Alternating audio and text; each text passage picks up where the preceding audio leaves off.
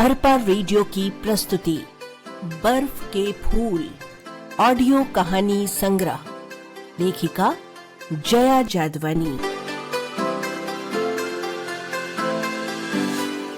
प्रस्तुत है जया जादवानी लिखित कहानी सिर्फ इतनी सी जगह है। वाचन सुमेधा अग्रश्री का है। आज गहरी उमस है, शायद बरसात हो। मैंने रिक्शे से उतरते हुए सोचा, कितने हुए?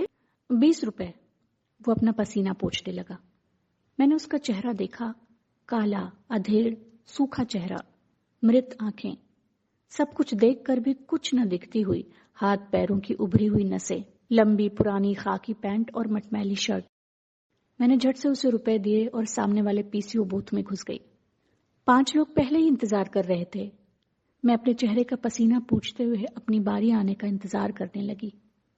कुछ को लाइंस नहीं मिल रही थी और उन 5 को निपटते निपटते 1 घंटा लग गया। पहले सोचा कहीं और जाऊं। कहाँ? ये 5वां बूथ था जहां मैं आई थी। इसके पहले जो 4 बूथ थे उनमें यहां से ज्यादा भीड़ थी। कहीं और जाते जाते आधा घंटा और बीत जाएगा। मैंने कुर्सी पर बैठे बैठे उस दिन के सारे अखबार पढ़ डाले। अपनी बारी आने तक मेरी बारी आई और मैं फौरन केबिन में घुस गई। नंबर मिलाया और पूछा। उधर से जवाब आया, साहब तो बाथरूम में है जी। कितना वक्त लगेगा? मेरा दिल बैठने लगा। जल्दी आएंगे जी। थैंक्स। मैंने रिसीवर रख दिया। 15 मिनट बाद फिर फोन मिलाया। साहब तो अभी निकले नहीं हैं जी।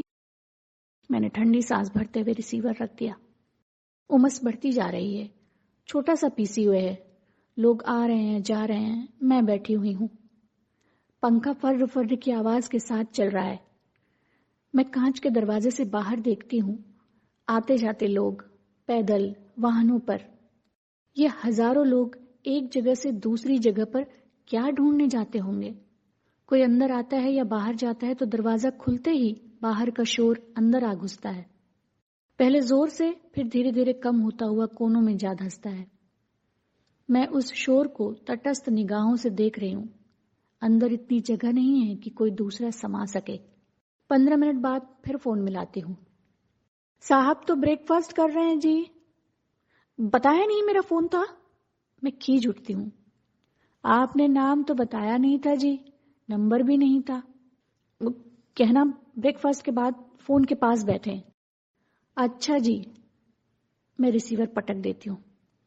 मैंने पहली बार मेज के पीछे बैठी उस लड़की का चेहरा देखा जो लोगों को नंबर मिलाकर दे रही है। सांवला, दुबला सा, रूखे अस्त व्यस्त बाल। वो अपनी पतली पतली उंगलियों से मशीनी ढंग से नंबर घुमा रही है। सारी उम्र नंबर मिलाते रहो, वो कभी मिलता नहीं जिससे हम मिलना चाहते हैं। मैंने उसकी ओर देखते हुए सोचा, उसने मेरे लिए पानी मंगवाया और सहृदयता से मुस्काई। उसके जवाब में मैं भी वैसी ही मुस्कान देना चाहती थी, पर मेरे पास कुछ भी नहीं था सिवाय सूखे छिलकों के। मैंने उसकी तरफ से दृष्टि फेर ली और दीवार पर बनी तस्वीर देखने लगी। खूबसूरत तस्वीर। एक छोटे से खूबसूरत घर के सामने बगीचे में 2 कुर्सियों पर बैठे एक लड़का और एक लड़की, और उनके चारों ओर फूलों के घेरे, वृक्षों के घेरे, उन पर हल्के हल्के गिर रही ओस। ये ओस यूं ही अनंत काल तक गिरती रहे तो भी ये दोनों इसमें दबेंगे नहीं। यूं तो एक दूसरे के सामने बैठे एक दूसरे की चाहत में डूबे मुस्कुराते रहेंगे। एक दूसरे को देखकर मैंने सोचना चाहा पर सोच आगे नहीं बढ़ पाई। शायद वहां कुछ और भी हो। मैंने अपने आप को सिकोड़ा और तस्वीर के अंदर आ गई। अंदर सब कुछ फ्रीज था। घर जैसे जमीन पर पड़ा हुआ था। उसमें कुछ भी नहीं था। न लालसा, न कामना, न चाहना, कुछ भी नहीं। न फूलों में महक थी, न चिड़ियों में चहक। मुर्दा कुर्सियों पर बैठे 2 मुर्दा जिस्म। नहीं, यहाँ कुछ नहीं है। मैं वापस आ गई। लड़की मेरी तरफ देखे जा रही है। मैंने मेज पर रखा पानी का गिलास पिया और बिना केबिन में गए वहीं से नंबर मिलाने लगी। साहब तो ऑफिस चले गए जी। उधर से जवाब मिला। तुमने कहा नहीं? मैं चिल्लाई दबी आवाज में। कहा था जी। कहने लगे जल्दी है, वहीं फोन कर लें आप। अगर मेरे हाथ में उसका गला होता मैं जरूर दबा देती। ریسیور اسی انداز میں نے پٹکا اور نڈھال کرسی پر بیٹھ گئی۔ میں نے گہری اتےجنا سے کانپتے اپنے ہاتھ دیکھے۔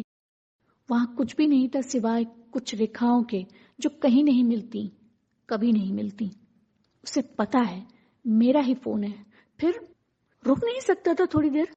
یہاں سے وہاں تک پھیلا ہوا اس کا کاروبار اور اس سب کے بیچ اپنی جگہ ڈھونڈتی میں۔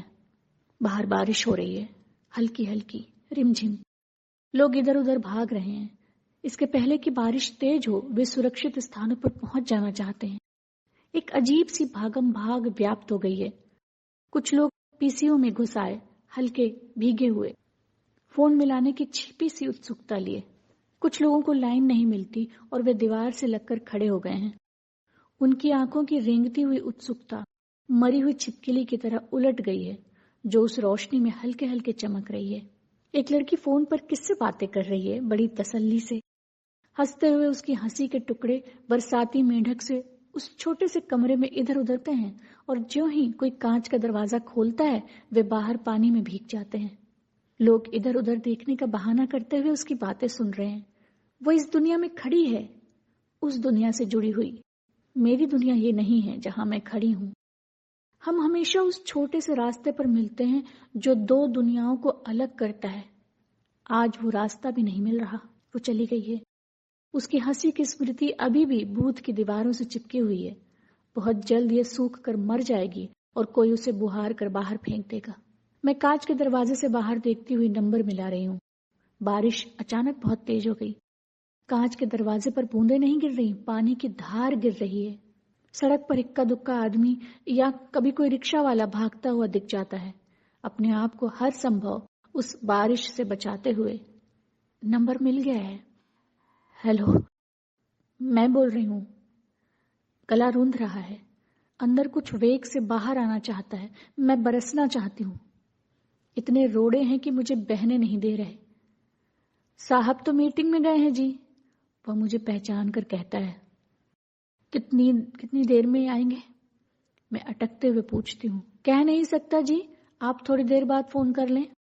دوسری دنیا کی طرف کھلنے والا دروازہ بند ہو جاتا ہے۔ پانی اور تیز ہو گیا ہے، سڑک پر پانی ہی پانی ہے۔ اس پر کاغذ اور پھٹے دونوں کے ٹکڑے، آئس کریم کے کپ، استعمال کی جا چکی چیزیں تیر رہی ہیں جنہیں اکٹھا کرنے کی کوئی فکر نہیں کرتا۔ کانچ کے دروازے سے ایک کیڑا اندر آ گیا ہے، اسے پناہ چاہیے، بارش سے، خود پر سے گزرتے لوگوں سے۔ لنچ ٹائم ہو گیا، پورا کمرہ خالی ہو گیا، صرف میں بیٹھی ہوں اور وہ لڑکی نہ جانے مجھ سے کیا کہتی ہے۔ میں خالی آنکھوں سے اس کی اور دیکھتی ہوں۔ وہ میرے لیے پانی لاتی ہے، پھر دے کر کچھ کہتی ہوئی واپس چلی جاتی ہے۔ میں اس کے ہونٹوں کا کانپنا اور پھر باہر جانا دیکھتی ہوں۔ یہ اندر جا کر جھولے میں رکھا اپنا ٹفن لے آتی ہے اور مجھے دکھاتی ہوئی پھر کچھ پڑھتی ہے۔ میرے ہونٹ کرتجنتا اور شرم سے پھیل جاتے ہیں اور میں اٹھ کر کھڑی ہو جاتی ہوں۔ وہ لپک کر میرے پاس آتی ہے، باہر پانی دکھاتے ہوئے کچھ کہتی ہے اور کرسی پر بیٹھا دیتی ہے، پھر واپس چلی جاتی ہے۔ کانچ کا دروازہ کھلتا ہے اور ایک اندر آتے آدمی کے اوپر سے ایک چڑیا بھیگی ہوئی چونچ میں تنکا دبائے اندر گھستی ہے اور سیدھی اوپر بلب پر جا بیٹھتی ہے۔ میں اسے دیکھتی ہوں، گھبرائی ہوئی، پر چونچ سے تنکا نہیں گرتا۔ کہاں سے آئی ہے بھٹک کر؟ آس پاس تو کوئی پیڑ نہیں دکھ رہا۔ وہ اپنے پنکھ جھٹکاتی ہے، گیلے پنکھ لے کر کہاں جائے گی؟ رک جائے ذرا سی دیر، طاقت بٹور لے اگلی اڑان کے لیے، پھر اڑ ہی جائے گی۔ باہر ایک موسم اس کی پرتیکشا کر رہا ہے، یہ جائے گی اور وہ اسے تھام لے گا۔ کوئی چیز میرے اندر سے نکل کر باہر بارش میں مل گئی۔ اب وہ گیلے کاغذ سی بہتی جائے گی دور تک، سب سے بے واسطہ، سب کے لیے بیکار۔ پانی کا ویگ ایک دم سے کم ہو گیا ہے، لگ بھگ نہ کے برابر۔ بس چھتوں پر رکا ہوا پانی اپنی پوری رفتار سے بہہ رہا ہے۔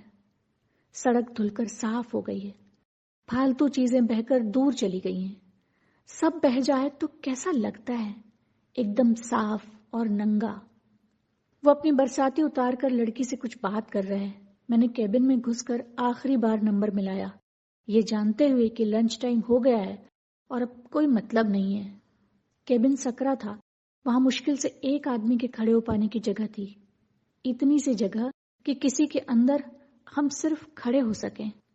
صرف اتنی سی بات اور ہم ساری عمر مارے مارے پھرتے ہیں.